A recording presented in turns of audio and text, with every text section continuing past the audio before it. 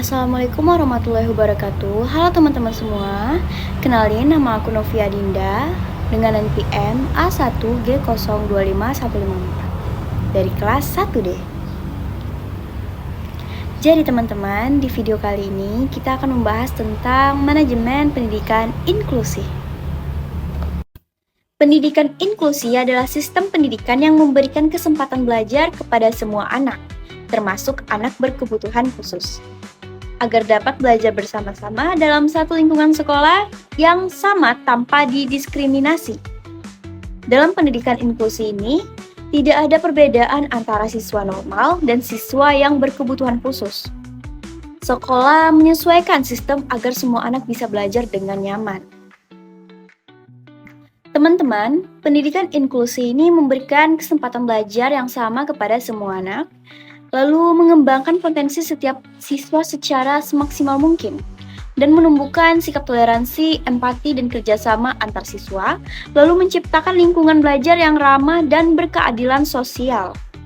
Manajemen pendidikan inklusi. Manajemen pendidikan inklusi adalah proses mengatur, merencanakan, melaksanakan, dan mengevaluasi kegiatan pendidikan inklusi agar semua peserta didik, baik yang normal maupun berkebutuhan khusus, dapat belajar bersama secara adil dan efektif.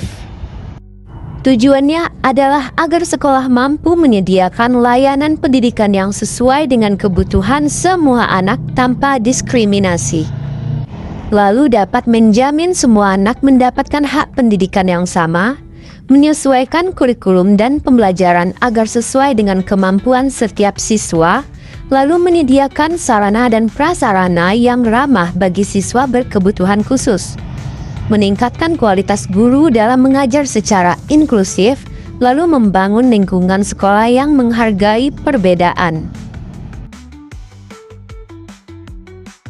Fungsi dan komponen manajemen pendidikan inklusi ada 4. Yang pertama yaitu perencanaan, lalu yang kedua yaitu pengorganisasian, yang ketiga yaitu pelaksanaan, dan yang keempat yaitu pengawasan dan evaluasi.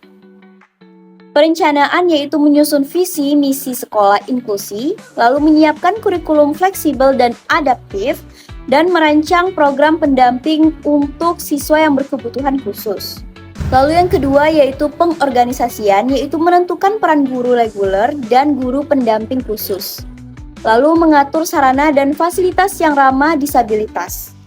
Dan yang ketiga yaitu pelaksanaan, yaitu menerapkan metode belajar yang bervariasi dan sesuai kebutuhan siswa, lalu mengadakan pelatihan guru dalam strategi pembelajaran inklusi, menumbuhkan empati dan kerjasama antar siswa, dan yang terakhir yaitu keempat, pengawasan dan evaluasi atau controlling, yaitu menilai hasil belajar berdasarkan kemampuan individu, bukan perbandingan antara siswa yang satu dan siswa yang lain, dan mengevaluasi efektivitas program inklusi di sekolah.